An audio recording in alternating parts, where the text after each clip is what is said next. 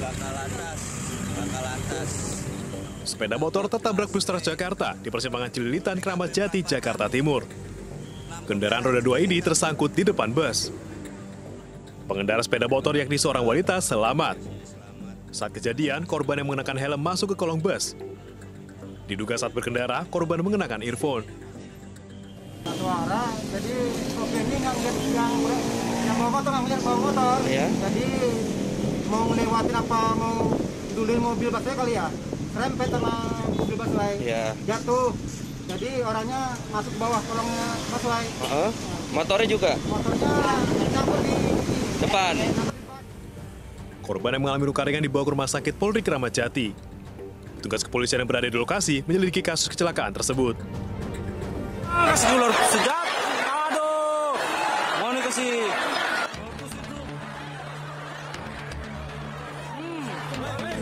Laga final turnamen sepak bola U23 di kota Tidore, Maluku Utara berlangsung ricuh.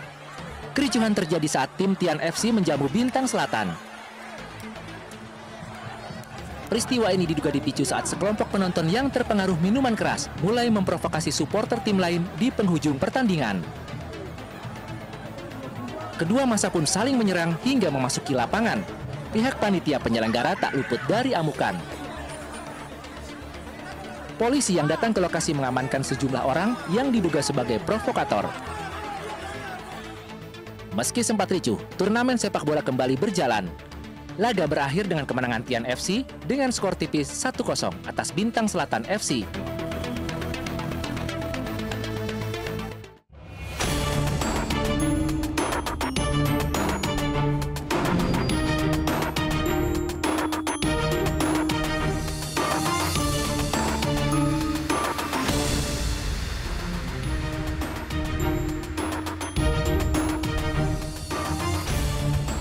Bocah 11 tahun di Lampung Timur, Lampung ditemukan tewas mengenaskan di perkebunan durian. Diduga korban dimutilasi tetangganya saat mencari durian jatuh di area perkebunan warga. Pemirsa, selain kasus pembunuhan di Lampung Timur ini, selama 1 jam ke depan, Realita juga akan menghadirkan berita-berita kriminal pilihan bersama saya Pram Senjaya.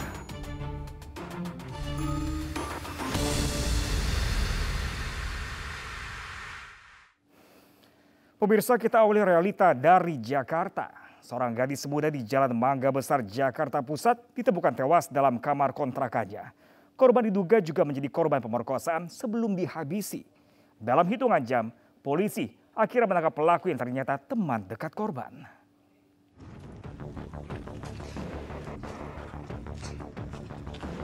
Misteri pembunuhan Ayu Wulandari, seorang gadis muda warga Jalan Mangga Besar 13, Sawah Besar, Jakarta Pusat, terungkap. Aparat Reskrim Polsek Sawah Besar menangkap pelaku yang seorang pria berinisial T di kawasan Taman Sari, Jakarta Barat. Pelaku yang merupakan teman dekat korban kemudian digelandang ke rumahnya yang tak jauh dari lokasi penangkapan untuk mencari barang bukti. Pelaku kini berada di Polsek Sawah Besar dan masih diperiksa intensif. Untuk mengetahui motif pelaku tega membunuh korban, termasuk dugaan korban juga diperkosa oleh pelaku sebelum nyawanya dihabisi. Adalah teman dekat dari korban. Untuk motifnya nanti kita sampaikan pada saat press release. Jadi pelaku tunggal sendiri, Pak? Pelaku tunggal. Dia membunuh korbannya dengan cara apa? Untuk identifikasi awal dan hasil otopsi awal ada bekas luka cekikan dan itu dibenarkan oleh pelaku bahwa pelaku mencekik korban lalu korban tidak sadarkan diri, ternyata korban meninggal dunia. Sebelumnya warga Jalan Mangga Besar 13 Sawah Besar, Jakarta Pusat gempar dengan tewasnya seorang gadis muda penghuni kontrakan. Korban bernama Ayu Wulandari berusia 21 tahun. Tewasnya korban pertama kali diketahui oleh sang kakak yang baru saja pulang ke rumah kontrakan dan mendapati korban tergeletak di lantai dengan kondisi nyaris bugil. Warga terakhir melihat korban yang bekerja sebagai SPG toko buah itu saat bersama teman prianya pada malam sebelum kejadian. Sementara itu dari hasil olah tempat kejadian perkara, polisi memastikan jika korban tewas dibunuh karena adanya luka bekas cekikan di leher. Selain itu juga terdapat bercak darah dan sperma di daerah sensitif korban hingga diduga adanya tindak perkosaan. Jasad korban kini berada di ruang jenazah Rumah Sakit Cipto Mangunkusumo, Jakarta Pusat.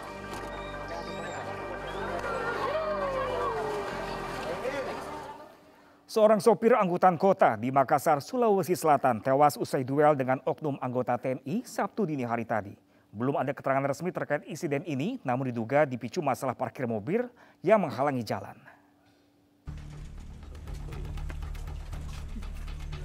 Tim Bitdokes Polda Sulsel dan Inafis Polrestabes Makassar mengolah tempat kejadian tewasnya seorang supir angkutan kota di Jalan Raja Wali 3 Lorong 6 Kota Makassar, Sulawesi Selatan. Korban bernama Gilang Basunu, 50 tahun, ditemukan tewas dengan sejumlah luka usai berduel dengan seorang oknum anggota TNI. Aparat polisi militer TNI Angkatan Darat juga datang ke lokasi ikut menyelidiki bersama polisi. Di lokasi ditemukan sejumlah barang bukti, diantaranya satu pucuk senjata airsoft gun, obeng, serta kunci roda yang digunakan pelaku dan korban saat berduel.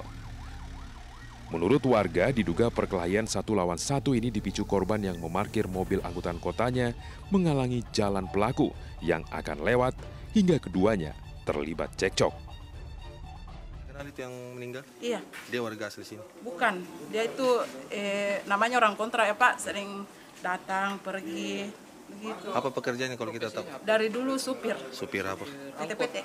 Supir apa? Angkot. PT-PT. Oh, supir angkot. Iya. Oh, itu tadi memang terus yang dia temani berkelahi kita kenal juga, kita tahu. Ya awalnya itu saya nggak tahu siapa pelakunya, tapi tentara dia.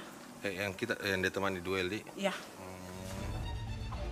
Jasad korban kini berada di Rumah Sakit Bayangkara untuk diotopsi. Sementara pelaku yang merupakan oknum anggota TNI dirawat di Rumah Sakit Pelamonia karena juga terluka di wajah dan kepala. Belum ada keterangan resmi dari polisi maupun TNI terkait insiden ini.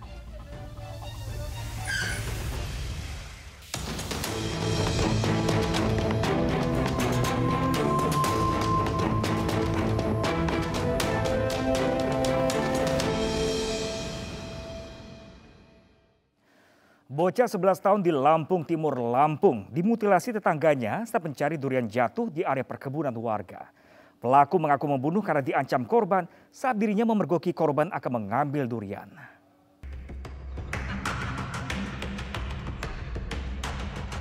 Warga Kampung Labuhan Ratu, Kecamatan Raja Basa, Lampung Timur, Lampung, digegerkan dengan penemuan jasad RF yang termutilasi di perkebunan durian setempat.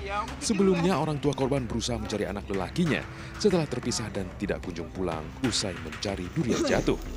Bagian tubuh bocah malang itu pertama kali ditemukan salah seorang warga di semak-semak area perkebunan durian. Potongan tubuh lainnya ditemukan sejauh 30 meter dari lokasi pertama.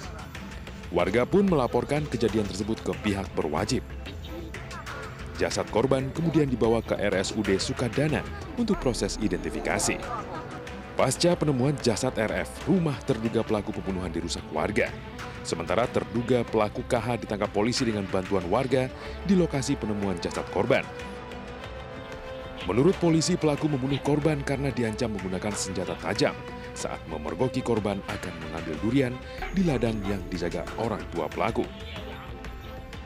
Itu kemarin mencoba untuk mengambil durian di ladang yang kebetulan dijaga oleh keluarga dari pelaku, orang tua dari pelaku. Dan pelaku sendiri mengaku diancam oleh korban pada saat mengetahui korban akan mengambil durian di ladang tersebut. Sementara itu, menurut warga setempat, penduduk sekitar sudah lama resah dengan perilaku pria 26 tahun tersebut. Pasalnya, KH diduga mengidap gangguan kejiwaan dan sering berbuat onar. Memang meresahkan, Pak. Saya udah ngusir berapa kali, pamannya udah saya bilangin. Saya ngomong sama Pak Bayan nggak ditanggepin. Ya udah katanya dia orang gila katanya. Ayo terjadi seperti itu. Ya terjadilah begini, Pak. Kemarin itu tentu. Polisi kini masih mendalami motif perbuatan keji pelaku dan memeriksa kondisi kejiwaan pelaku. Pembunuhan keji berujung mutilasi juga menimpa wanita berusia 59 tahun warga Tegal, Jawa Tengah. Tubuh korban ditemukan suaminya di area persawahan miliknya dengan beberapa organ vital yang hilang.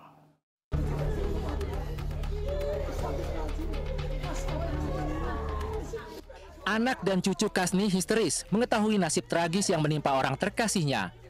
Wanita 59 tahun, warga desa Jatimulia, Kecamatan Suradadi, Tegal, Jawa Tengah itu tewas dengan cara mengenaskan. Kasni tewas dengan luka sayatan di leher serta bagian tubuh dan organ vitalnya dimutilasi. Kematian Kasni pertama kali ditemukan suaminya. Jasadnya kemudian dibawa ke rumah sakit untuk diotopsi. Menurut suami korban, istrinya tidak pulang ke rumah untuk istirahat di siang hari setelah bersama-sama menggarap sawah miliknya. Karena khawatir, Wage kembali ke sawah untuk menjemput korban, namun menemukan Kasni tidak lagi bernyawa dengan kondisi mengenaskan. Si wong wadon di sana, saya di sini. Oh, beda lokasi ya, Pak? Beda lokasi. Terus gimana, Pak? Jadi saya nyemprot udah habis. Nah, saya pulang. Nah, pulang saya makan terusan kemutan wong wadon. Nah, kemudian wong wadon jam 2 kok urung balik. Udah jam 2 belum pulang. Iya. Nah, saya sana samperin ke sawah lagi. Iya. Polisi telah olah tempat kejadian perkara untuk mengungkap kasus pembunuhan sadis tersebut. Tidak ada barang korban hilang. Sementara dari hasil otopsi, pada tubuh korban terdapat luka. Dari hasil otopsi ditemukan luka iris, benda tajam di bagian leher, bagian payudara dan bagian alat kelamin korban. Ada bagian tubuh yang hilang. Berdasarkan hasil otopsi dan penemuan terhadap si korban, didapati bagian payudara dan bara alat kelaminnya ya hilang. Polisi masih terus menyelidiki kasus pembunuhan terhadap korban dan telah meminta keterangan 9 orang saksi. Sementara itu, pemirsa, seorang pekerja kebun sawit di Indragiri Hulu Riau membunuh seorang remaja dan memutilasi jasadnya. Pelaku sakit hati ketika menyapa korban saat bertemu di kebun sawit justru dibalas dengan perkataan kasar.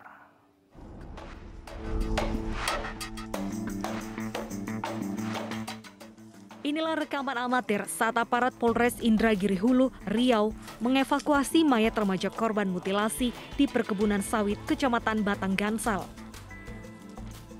Korban berinisial BFR berusia 13 tahun saat kejadian pamit pada orang tua untuk bermain ponsel. Karena tidak ada sinyal di rumahnya, korban pergi ke kebun sawit. Jasad korban baru ditemukan warga termutilasi setelah 3 hari dilaporkan hilang. Setelah 2 pekan penyelidikan, polisi menangkap pekerja sawit berinisial PM berusia 29 tahun. PM mengakui perbuatannya karena dipicu sakit hati dengan perkataan korban ketika dirinya menyapa saat bertemu namun dijawab kasar oleh korban. Yang bersangkutan awalnya tidak mengaku. Sempat melibatkan orang lain. Kita tanya terus, kita cek, kita dibantu dengan Jatah Polda, termasuk dengan dari Polsek Batang Gansal. Lama-lama akhirnya dia mengakui. Dari tangan pelaku, polisi menyita barang bukti 1 unit kapak, sepasang sepatu dan sepeda motor. Akibat perbuatannya, pelaku mendekam di sel tahanan Polres Indragiri Hulu dan terancam 20 tahun penjara. Misteri penemuan jasad termutilasi di Kabupaten Bekasi, Jawa Barat akhirnya terjawab. Korban merupakan pria pengemudi ojek online yang dibunuh 3 teman dekatnya. Dari 2 pelaku yang tertangkap terungkap, mutilasi ini dilatar belakangi oleh sakit hati karena korban pernah mencabuli dan menghina istri para pelaku.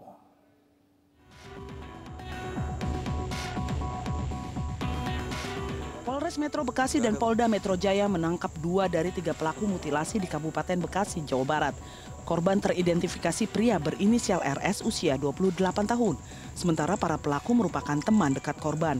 Dari hasil pemeriksaan terungkap motif pembunuhan disertai mutilasi ini berlatar belakang dendam. Para pelaku sakit hati lantaran korban pernah mencabuli dan menghina istri mereka.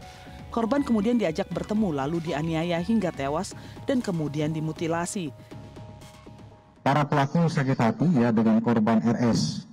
Di antaranya pelaku FM ya sakit hati terhadap korban karena korban pernah menghina pelaku FM dan istri pelaku FM.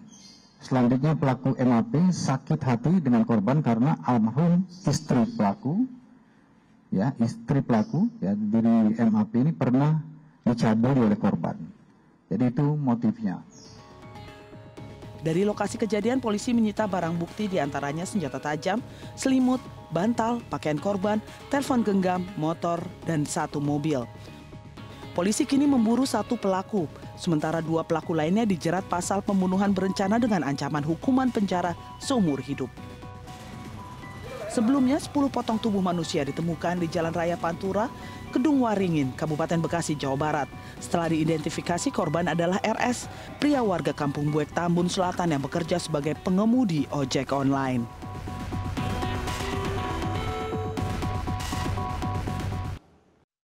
Ya, pemirsa, seperti yang kita lihat dari sejumlah kasus pembunuhan tadi, penyelesaian masalah dengan membunuh hanyalah akan menjadi kerugian bagi semua pihak. Bagi pelaku, selain harus mendekam di penjara untuk waktu yang lama, kehilangan masa depan dan berpisah dengan keluarga tidak bisa dihindari. Jadi selesaikan masalah dengan kepala dingin tanpa ada kekerasan jika tidak ingin masuk penjara. Pemirsa, seorang pria tega meruda paksa anak kandungnya yang masih berusia 14 tahun. Selengkapnya sesaat lagi, tetaplah bersama Realita.